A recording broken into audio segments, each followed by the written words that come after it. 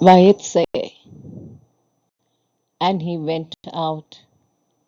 Seventh reading from the book of Genesis. Outline of Torah Portion.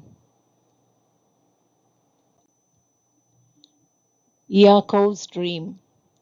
Genesis chapter 28, verse 10 to 22. Yaakov went out from Beersheba and traveled towards Haran.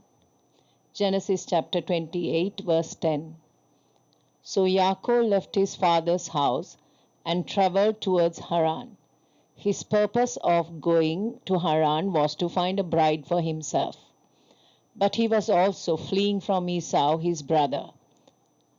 Torah says that he came to a certain place, and because the sun had set, he stayed the night there. He took a stone from the place and put it under his head and lay down there to sleep. This is the same place that is referred to in Genesis 22, verse 4, when God asked Abraham to take Isaac and go to a mountain that he will point out to him. Torah says, on the third day, Abraham raised his eyes and saw the place in the distance. According to Jewish interpretation, the place, Hamakom, is Mount Moriah, the location of the future holy temple. Yaakov dreamt that there before him was a ladder, resting on the ground with its top reaching to heaven. And the angels of Adonai were going up and down on it.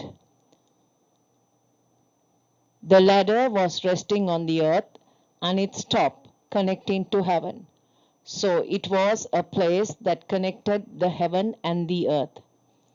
What angels did is not specifically mentioned, but we are told that angels are ministering spirits. Aren't they all merely spirits who serve, sent out to help those whom God will deliver? Hebrews chapter 1, verse 14. Also, for he will order his angels to care for you and guard you wherever you go. Psalms 91, verse 11. The ladder can be a way we connect with Adonai through our prayers, faith, obedience to commandments, and through revelation and Messiah our Lord. In his journey, Yaakov is now between Beersheba and Haran. God is preparing him for a great blessing, the birth of the 12 tribes of Israel, the nations of Israel. Yaakov's dream. Genesis chapter 28, verse 10 to 22. Then suddenly Adonai was standing there next to him, and he said, I am Adonai, the God of Abraham, your grandfather, and God of Isaac. The land on which you are lying I will give to you and to your descendants. Your descendants will be as numerous as the grains of dust on the earth. You will expand to the west and to the east, to the north and to the south. By you and your descendants, all the families of the earth will be blessed. Genesis chapter 28, verse 13 and 14. Isaac has already passed the blessing to Yaakov, but he was also running from Esau as he tricked him. As Adonai appeared to Yaakov, he assures him that he is the true inheritor of covenantal blessing of Abraham. God himself bestows the covenantal blessing given to Abraham to Jacob. Adonai himself blesses Yaakov so that he can proceed with confidence and need to hesitate about his inheritance. In addition, Adonai assures that he will bring Yaakov back to Canaan. Look, I am with you. I will guard you wherever you go, and I will bring you back into this land. because I won't leave you until I have done what I have promised you. Genesis chapter 28, verse 15. Adonai assured to Yaakov his safe return to Canaan. Yaakov awoke from his sleep and said, "Truly, Adonai is in this place, and I didn't know it." Then he became afraid and said, "This place is fearsome. This must be the house of God. This is the gate of heaven." Genesis chapter 28, verse 16 and 17. Yaakov named the place Bethel, house of God. Genesis chapter 28, verse 19. Yaakov meets Rachel. Genesis chapter 29, verse 1 to 29, 13.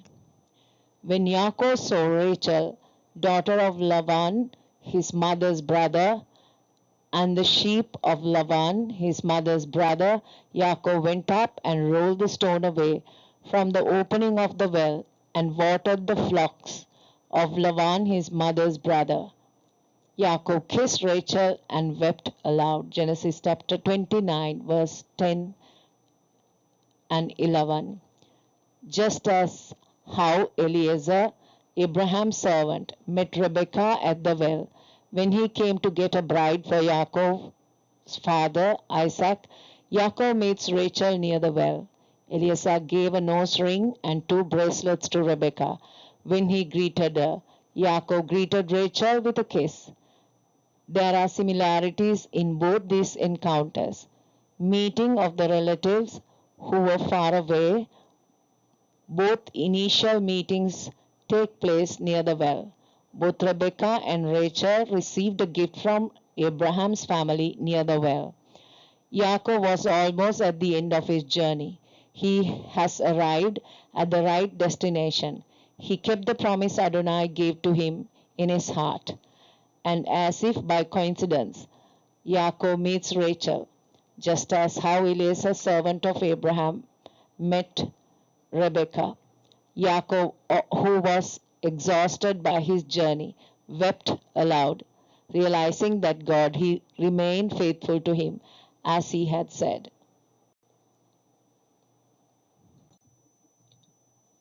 Yaakov works for Laban in exchange for Rachel. Genesis chapter 29, verses 14 to 22. After Yaakov had stayed with Laban and worked for him a whole month, Laban said, "Tell me how much I should pay you. You should not be working for me for nothing just because you are my relative." Yaakov answered, "I will work for you 7 years in exchange for Rachel, your younger daughter." Genesis chapter 29, verse 18. Laban answered, "Better that I give her to you than to someone else. Stay with me." So Yaakov worked 7 years for Rachel, and it seemed only few days to him because he was so much in love with her. Genesis chapter 29, verse 20. Yaakov said to Laban, "Give me my wife, since my time is finished, so that I can start living with her." Genesis chapter 29, verse 21. Laban deceives Yaakov. Genesis chapter 29, verse 23 to 30. Laban gathered all the men of the place and gave a banquet. In the evening he took Leah, his daughter, and brought her into Yaakov, and he went in and slept with her. Laban also gave his slave girl Zilpah to his daughter Leah as her slave girl. In the morning Yaakov saw that he was with Leah, and he said to Laban, "What kind of thing is this that you have done to me? Didn't I work for you for Rachel? Why have you deceived me?" Laban answered, "In our place, that isn't how it's done, to give the younger daughter before the firstborn."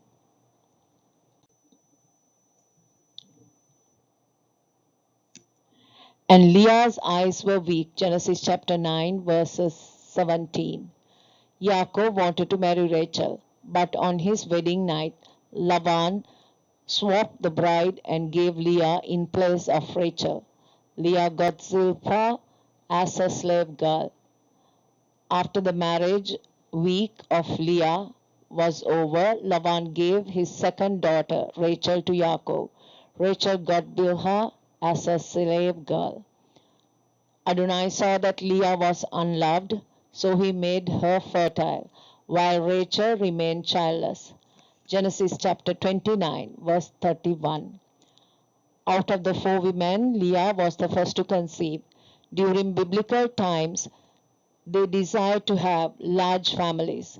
Childbearing was an important part of a woman in that society, and polygamy was culturally accepted. So the two sisters were under pressure to build the family of Jacob. It was almost like a competition between them. The naming of the children were done by Leah and Rachel. Leah's first son, she named him Reuben. See, a son. Adonai has seen I am humiliated, but now my husband will love me.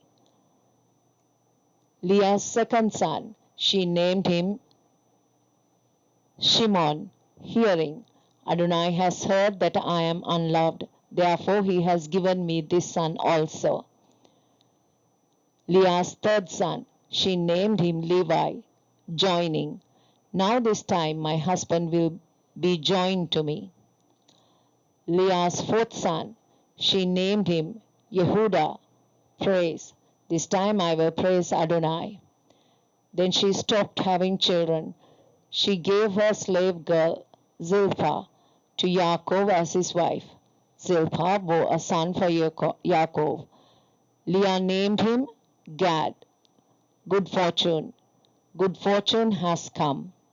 Zilpah bore a second son for Jacob. Leah named him Asher, happy. How happy I am.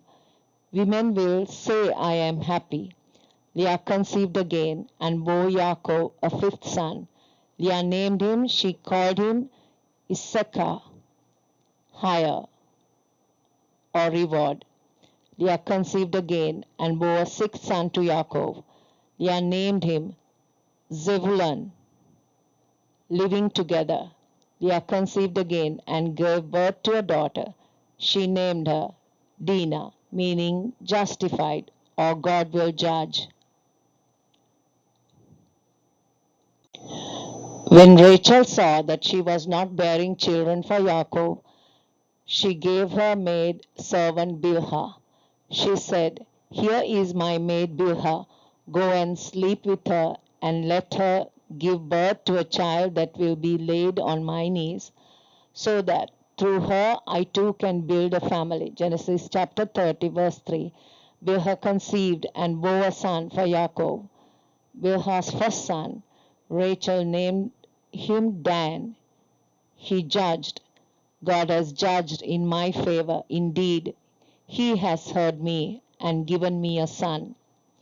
Bilhah conceived a second time and bore a son for Yaakov. Bilhah's second son, Rachel named him Naphtali, my wrestling. I have wrestled mightily with my sister and won. Adonai took note of Rachel and made her fertile. She conceived and gave birth to a son for Jacob. Rachel named him Joseph. May he add, God has also taken away my disgrace. May Adonai add to me another son. Rachel bore another son to Yaakov. This birth we'll find in the next Torah reading. Rachel named him Benjamin, son of the right hand.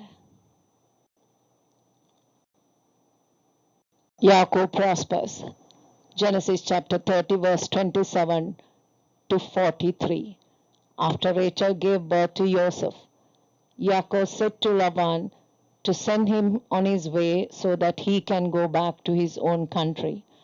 Yaakov's relationship with Laban was a difficult one. First, Laban deceived him and gave Leah in marriage before giving Rachel, for whom he agreed to work for. Because Laban swapped his daughters on his wedding night, Yaakov had to work an additional 7 years. Secondly, he continued to change Jacob's wages during the years he worked for him. Laban didn't want to lose Yaakov, for he saw that God has blessed Yaakov. Laban will not release Yaakov, so both agrees that payment for Yaakov's services will be in livestock. I will also go through the flock and pick out every speckled, spotted, or brown sheep, and every speckled or spotted goat. These and their offspring will be my wages. Genesis chapter 30, verse 32. After agreeing with Yaakov, Laban removed all solid colored animals so that Yaakov will not have the possibility of receiving any livestock. Co-fleece with family and flocks. Genesis chapter 31, verse 1 to 22. But then he heard what Laban's sons were saying. Yaakov has taken away everything that our father once had. It's from what used to belong to our father that he has gotten so rich. Yaakov also saw that Laban regarded him differently than before. Genesis chapter 31, verse 1 and 2. Laban and his sons were jealous that Yaakov had prospered. Yaakov knew that finally time has come for Yaakov to return to his family. Adonai said to Yaakov, return to the land of your ancestors, to your kinsmen. I will be with you. Genesis chapter 31, verse 4. So Yaakov sent for Rachel and Leah and had them come to the field where his flock was.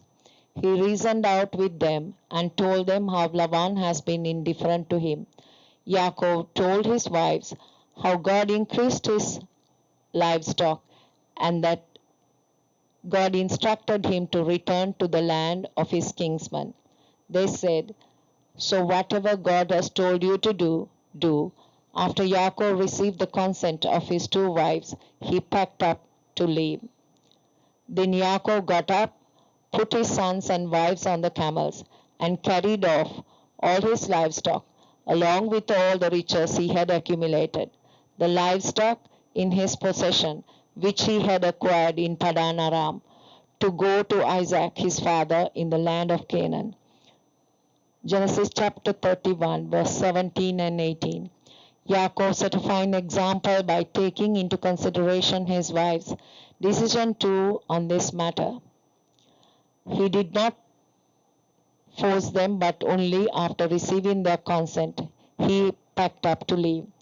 Now Laban had gone to shear his sheep, so Rachel stole the household idols that belonged to her father.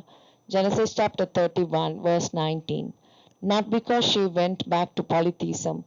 A reasonable explanation to this is that Rachel did not want her father to find out their whereabouts by divination. Laban overtakes Yaakov. Genesis chapter 31, verse 23 to 42. Not until the 3rd day was Laban told that Yaakov had fled. Laban took his kinsmen with him and spent the next 7 days pursuing Yaakov, overtaking him in the hill country of Gilead. Genesis chapter 31, verse 22 and 23. Laban was angry to find out that Yaakov had fled. He was also furious that his household gods were missing. God came to Laban the Arami in a dream that night and said to him, be careful that you don't say anything to Yaakov, either good or bad. Laban had many questions for Yaakov.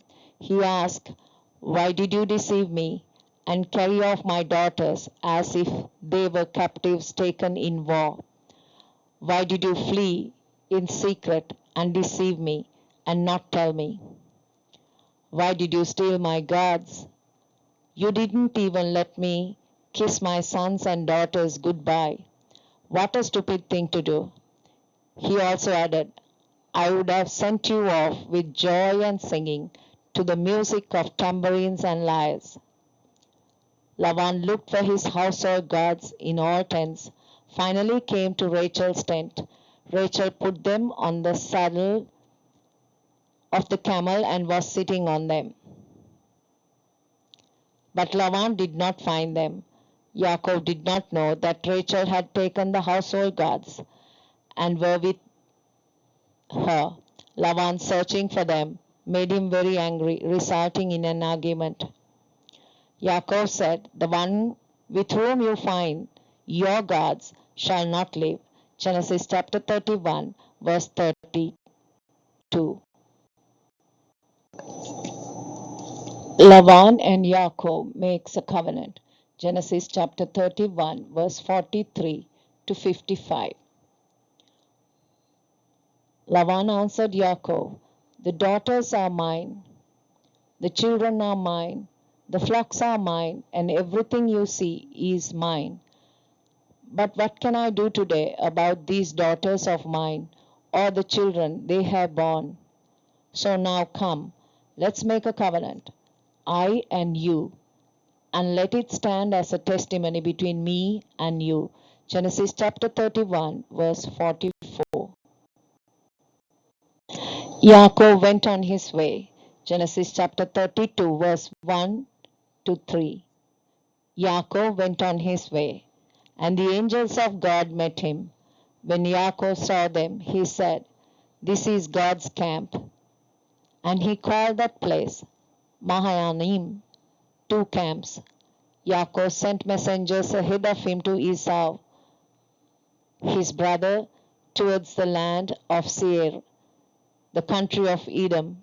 Genesis chapter 32, verse 1 to 3. Yaakov left Canaan all by himself with one staff in his hand. He was fleeing from Esau. God spoke to him in a dream and promised success in his journey and promised that he will bring him back to Canaan. God kept his promise. Yaakov had multiplied and prospered.